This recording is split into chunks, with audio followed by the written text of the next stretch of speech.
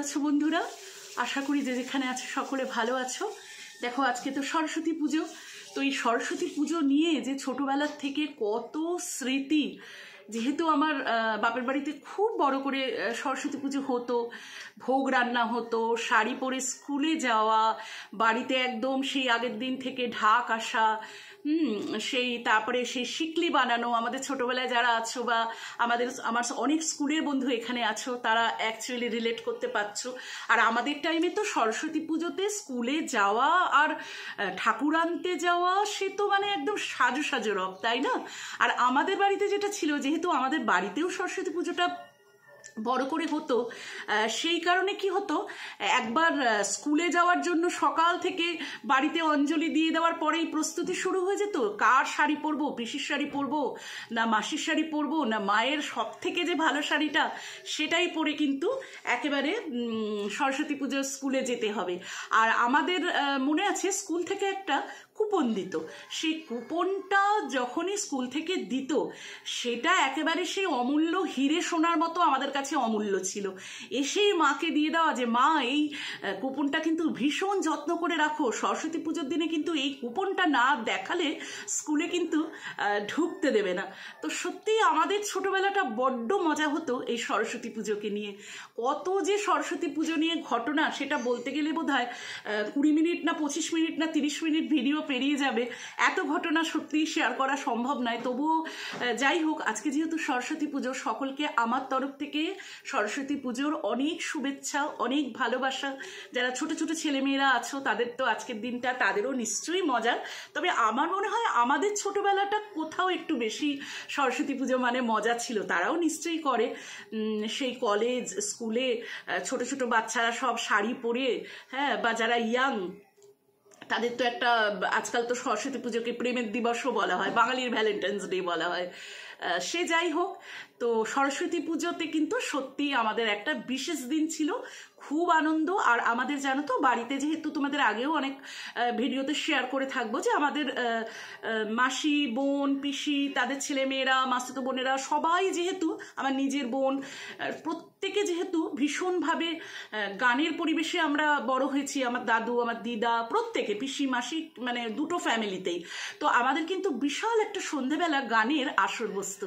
সেখানে কিন্তু নাচ, যেমন আমার বোন খুব ভালো নাচে, ও এখনো পারফর্ম করে, তা বোন নাচ করতো, আমরা সব গান গাইতাম, তারপরে আমরা ছোট ছোট নাটক করতাম ভীষণভাবে। যারা আমার এখানে বন্ধু আছো পাড়ার যারা, তারা একদম আমার সাথে রিলেট করতে পারবে যে আমাদের কিন্তু একেবারে স্টেজ মানে করে, সেই আগেকার দিনে সেই বড় চৌকি এনে, ড্রেসার ম্যানেদের এনে, মানে মেকআপ ম্যানেদের এনে আমাদের কিন্তু বিশাল একটা নাটকেরও আয়োজন করা হতো। তো এইভাবেই কিন্তু আমাদের ছোট থেকে বড় হয়ে ওঠা। তো সেই জন্য মনে হলো সরস্বতী পুজো মানে যে এত স্মৃতি, এত মানে কি বলবো, যে মধুর স্মৃতি, যেটা সত্যি এইটুকু ভিডিওতে ধরা সম্ভব নয়। তো যাই হোক, আর বড় না করে আমি একটা গান গেয়ে আমার ভিডিওটা শেষ করব। কেননা দেখো, সরস্বতী পুজো মানেই কিন্তু গানটা গাইতেই হবে। আর সেই ছোটবেলায় বই খাতা, যেটা সব থেকে মানে শক্ত সাবজেক্ট, সেটা ঠাকুরের কাছে দিয়ে দিতে হবে যাতে সেই সাবজেক্টটাতে নাম্বারটা ভালো হয়। এরকম নানা তখন কত রকমের কি বলবো, যে আবেগ জড়িত থাকতো আর কি একটা সরস্বতী পুজোকে ঘিরে। এখনকার যারা ছোট ছোট ছেলে মেয়েদের, তাদের কিরকম হয় বলতে পারবো না, কিন্তু আমাদের যে খুবই মানে কি বলবো একটা মধুর স্মৃতি মনের মণিকোঠায়, মানে কি বলবো, যে যতদিন বাঁচবো সেই স্মৃতিটা যে ভীষণ মধুর স্মৃতি, এটুকুই শুধু বলতে পারি। তো যাই হোক, আজকে যেহেতু সরস্বতী পুজো, সকলে খুব আনন্দ করো, খুব মজা করো। যাদের বাড়িতে বড় করে সরস্বতী পুজো হয় তাদের তো বলার কিছুই নেই। আমিও আমার মতো ছোট্ট করে পুজো করব, নিজের মতো করেই। তো যাই হোক, আর এবারে তো 2 দিন ধরে পড়েছে সরস্বতী পুজো, সেটাই শুনছি। তো ঠিক আছে বন্ধুরা, আজকে একটা ঠাকুরেরই গান দিয়ে আমার ভিডিওটা শেষ করব। তোমরা যে যেখানে আছো সবাই কিন্তু খুব ভালো থেকো। এটা একটা অনুপ জালোটার বিখ্যাত গান, তো ভজন আর কি। তো আমার যদি একটু কথাগুলো এদিক ওদিক হয় বন্ধুরা, প্লিজ মার্জনা করে দিও। ইতনা পুকারনা स्वामी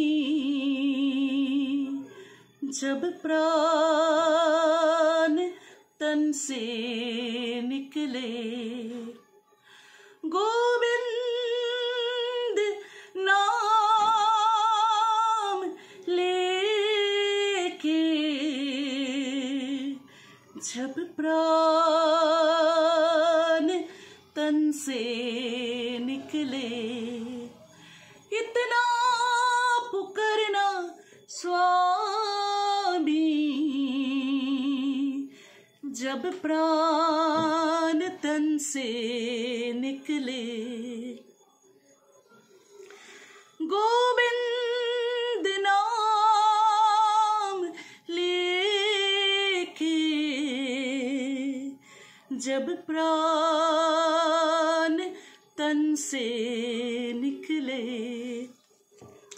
দেখো এইটুকুই থাক গানটা। আরেকটা অনুক জালোটা ছোট্ট গানের লাইন দিয়ে শেষ করব ভিডিওটা। হে গোবিন্দ